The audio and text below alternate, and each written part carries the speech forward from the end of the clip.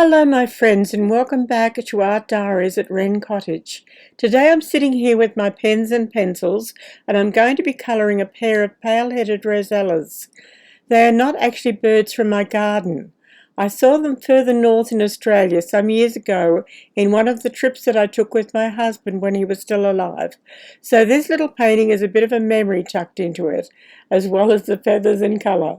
And while I colour, I thought I'd have a quiet little chat about something that's been on my mind lately: bird flu. Not in a grim and frightening way. This is not a news channel. It's certainly not a science lecture. But here at Wren Cottage, birds are part of the rhythm of the day. They're in the garden, in the trees, in little flashes of movement just outside my window.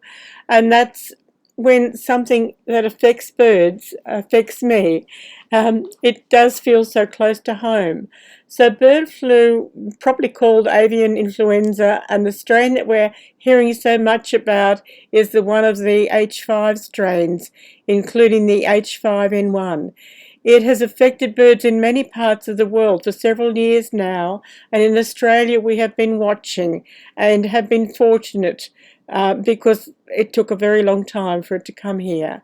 Australia, being an island continent with its very strict biosecurity, has been spared for quite a long time, but the migratory birds have finally brought it here. And now at last it's reached Australia too. Federal information reported Australia's first detection of H5N1 strain in June 2026 in the wild seabirds off Western Australia, and by late July 2026 there's been confirmed detections of H5 bird flu in wild seabirds throughout Australia.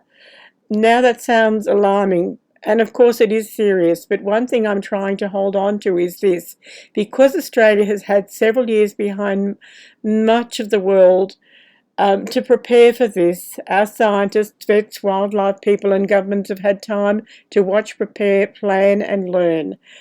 And that dream makes it a little bit easier. It does mean that we've had time to get ready. The Australian government's put money into preparedness, including increasing ready-to-use pandemic flu vaccines and antivirals, and we're starting to work on trying to prevent or control the outbreak in our birds that colonise, like our fairy penguins. They live in colonies and they're just so precious to us. And we're starting to vaccinate those little fairy penguins from Phillip Island, Victoria, and the birds, the fairy penguins that are around our Port Phillip Bay shores. They are so loved by our people. And we have visitors from all over the world that come to see them, so we need to protect them. There's also vaccinations happening with some other native birds that colonise, but fortunately for us, most of our birds don't colonise. We've always taught people in Australia, don't feed wildlife, don't feed the birds, just let them be birds. And so they don't tend to congregate in big flocks like seabirds and shorebirds do, for instance. And if you're not feeding them, they tend to separate off into single groups or small families, which that gives them more protection from things like the flu. Well, it's the same with people. We get flu more often in winter when we're all congregating indoors or in groups. So treat your wildlife and birds like wildlife and let them be, and they will be a lot safer, particularly from these flu pandemics. Now about the artwork, I'm using Caran d'Ache pencils. I love Caran d'Ache as a brand, and I'm not really familiar with pencils. I love to have them, but I wouldn't call myself a pencil artist. I'm just a hobbyist with pencils. I only ever got them in my later age after I'd retired as a professional artist. The same with the Copic pens. I bought them long after I'd retired as a professional artist, and I just used them as a hobby to try them out and see what they were like because they seemed to be very popular. I very quickly passed them on to another younger artist because while I enjoyed working with them, I far prefer my watercolours and my fountain pens and inks, and possibly will get back to oil painting and my soft pastels one day too.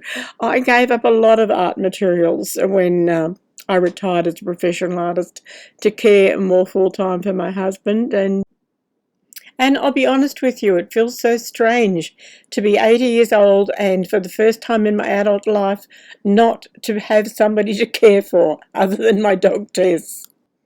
This is of course a great time to learn and experiment with new art materials, new art mediums, and to try to reclaim some of those art mediums and art skills that I'd had in the past when I had been a professional artist.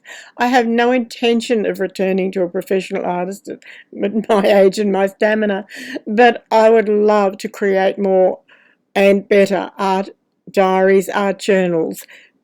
I'd love to show them to you. I'm doing this for myself and to pass on to my family. I want to write stories that I love, illustrate them, have fun. I want to create the journals from scratch using the quality papers that I've got so that I can make mixed media journals that combine drawing papers and fountain and penning papers and watercolor papers. I've got so many ideas and I'm going to have fun, and I'd love to hear what you've got on your mind, what you would like to be creating and having fun with. Happy to have you along for the journey with me.